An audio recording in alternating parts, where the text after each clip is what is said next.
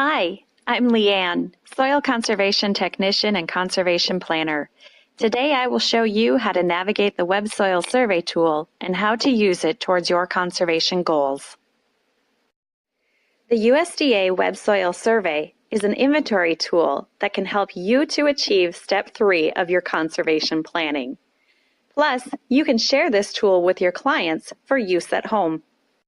So where did those paper surveys go? Well, back in 2005, USDA pushed to move all soil data into an electronic database that could be accessed 24/7 online. This gave states more power to update their data, which offers planners and other users more reliable access. Ready to give Web Soil Survey a try? During this session, I'll show you how to set an area of interest, where to find soil information, how to create and print maps and reports. And finally, I'll give you a challenge scenario to test your new skills. Now's the time to open the Web Soil Survey. You can find the survey at websoilsurvey.sc.egov.usda.gov. All right, you've made it to the Web Soil Survey's front initial page. On this page, the biggest thing that you will be looking for is this green button, the Start WSS. Go ahead and click on that button, and it will open up a brand new web page that brings you into direct access to the Web Soil Survey tool. So just to navigate this page for you a little bit, you'll obviously recognize the big aerial photograph of the United States. This aerial imagery is similar to what you may use with Google imagery, Bing imagery. It's got pretty good detail as you zoom in. So it will make some pretty good quality maps as you create soil data maps. As I mentioned earlier, each state is responsible for updating their soil data into the national database. So you are working with the most real-time information that states are providing as they have it.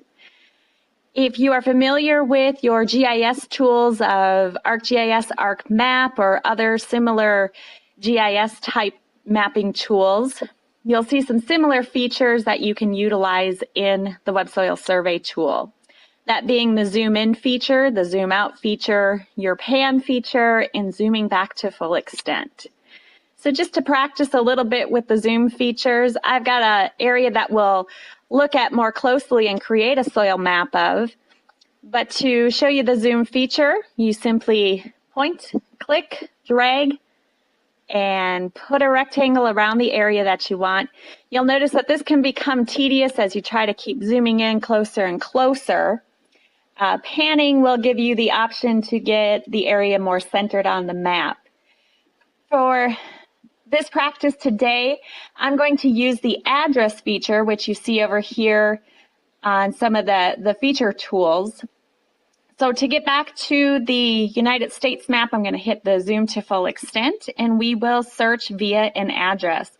But just to point out some other features that you can utilize if you have specific resources that you're working with, be it the state or county, you need a specific soil survey area, or you're working with one of our land management agencies, there's already some predefined ways that you can access specific sites. But for today's purposes, we're going to focus on the address.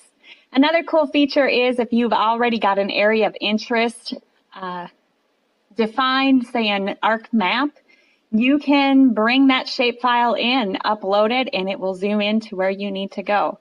So pretty neat feature of Web Soil Survey. So once I have the address typed in, I can simply hit enter. It will search and zoom into the area that I want to go to. I'm going to pull the map down here. You'll see that it is fairly centered. I'm going to pull it up, pan it up just a little bit. The site that we'll be focusing on today is this polygon shape. It's not really a rectangle, but we will create a soil map and the next steps as we move forward here. And to do that, we'll be focusing on these tools here. Define the area of interest either by a rectangle or a polygon. So I'll meet you over at the next step.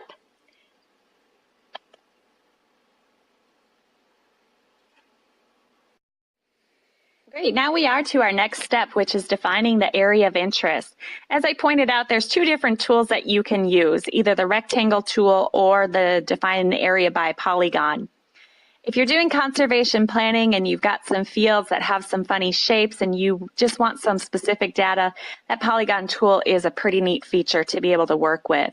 Let me just show you what the define AOI by rectangle looks like. It's simply a click, point, drag, and you get a square rectangle. The feature that will pull up once the map is defined is your rectangle with these lines that are drawn through it. So that's how you know that your area of interest has been defined. If you don't want to work with that rectangle tool or you don't like the polygon shape that you created initially, you can come over here to the area of interest properties and simply clear your area of interest. So as I stated, I want to pull out this area here for this landowner, following this cart road up to a drainage ditch, along a field windbreak, back to the road, and I want to pull out their farmstead. So to do that, I will use the polygon tool. All I need to do is click at an area of the cart road and drag, and you will see that pink purplish line come up. And then you just need to drop points at the intersections or the curves of your polygon.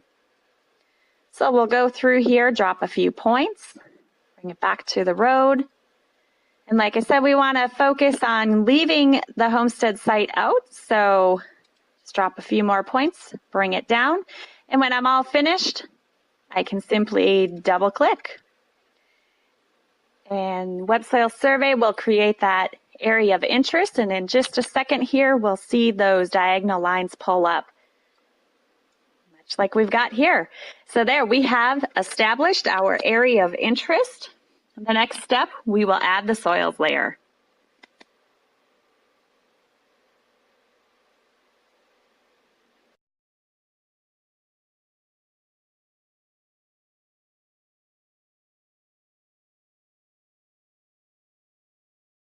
Move away from the area of interest tab and step into our soil map. This feature here will define the different types of soils that we have on our property. You'll notice the soil symbols, 114, a 106C2, a 523. Those are all the types of soils that have been identified by the soil survey. If you come over to the left here, you'll see the map unit legend. This will give you information about what each type of soil is. A brief description. If you want to learn more, each of these has a link to the description of the soil itself. So by clicking in that, you could do a simple print of this description for this specific soil. So let's step out of that. We'll look at a few other things here. You could simply print what you've got here, your soil map, and move on. But there's a few more things that we can explore now that we've got our soil map in place. If we step up to the next tab, the Soil Data Explorer, allow it to populate. We've got some neat features of what you would have found in the original printed copies of the book. They were pretty lengthy in detail. You can specifically define which soil types you want to focus on, or you can do a full report of the area of interest that you define. But information that you'll find focuses on how the soils can support building and site development. You have your concrete, steel, different things that you're working with there. Construction material, how much gravel, sand sources that you'll find in your soil sites. Land management provides some great engineering type conservation work that you may be working with. And you just simply go through and find the information in the report that you want to print. There's some additional tabs here that you can focus on for erosion factors. We can see the physical properties, qualities, and features of the soils. Each of these has drop-down menus that you can click on and pull out more information that you're looking for. So it all depends on what your conservation activity is and the type of information that you need to pull. Ecological site assessment, all of these has some great information that you can pull from. And finally, we've got the soils report. So that is a quick and dirty of the soils map and how to pull that up and get it going. Okay, moving into the final part of our session here today, we will create the report. So moving on from our soil information, now that you have had a visual for where to access that information, the next step is to move into the Download Soils Data tab. This tab will help you to define how much of a soil survey information you actually want to produce. You've got a couple different options that you can choose from. For our purposes today, we will be focusing on the Your AOI Surgo. But if you were to scroll down, you could pull even more information. If you just wanted to go directly into it, if you had a larger area, you could do a soil survey area or a U.S. general soil map.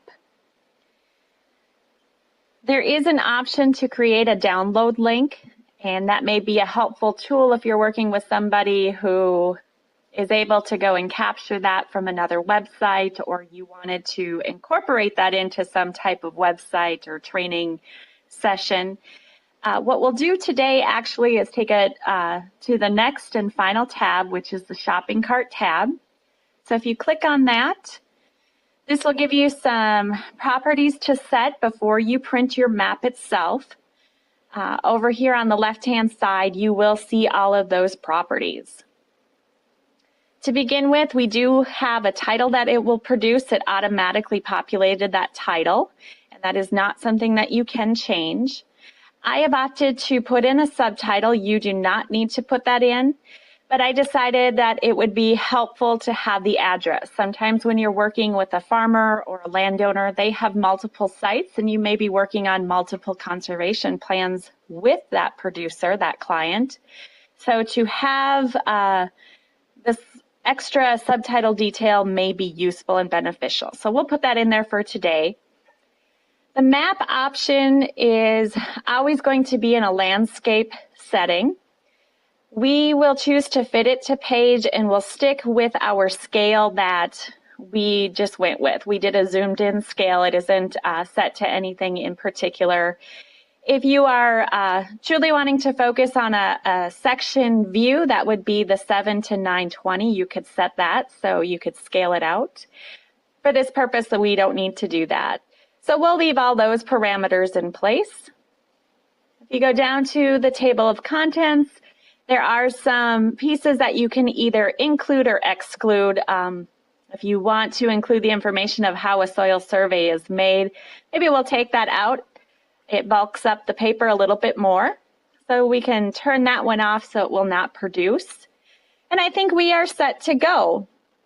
I'll choose not to include a glossary, but if we did click that, by checking it, it would create a glossary for us. The final step in printing is to go over here to the checkout button. You can click on that checkout button. It will have one more pop-up screen. For today's purposes, we want to get it now, so we'll stick with that. Click OK. It does take just a couple of seconds to load. There's a lot of data being pulled together into that PDF. And once it does finally populate, it will pull open in a PDF version, which you can download to another drive, so you can send it either electronically or you can print it directly from here. The maps are produced in color. As you'll see, there is the title. We have our area of interest map. And then as we continue scrolling down, we'll get into the table of contents, what's included in this soil report, plus our soil map. Here's where that scale reference I was talking about would matter. If we wanted it to a full section, our area of interest would be further zoomed out. And then it just goes on with your typical survey soil. So that does it for our web soil survey session here today. If you want to continue on and take the challenge questions to see if you can find the information, I encourage you to continue listening on. Thank you.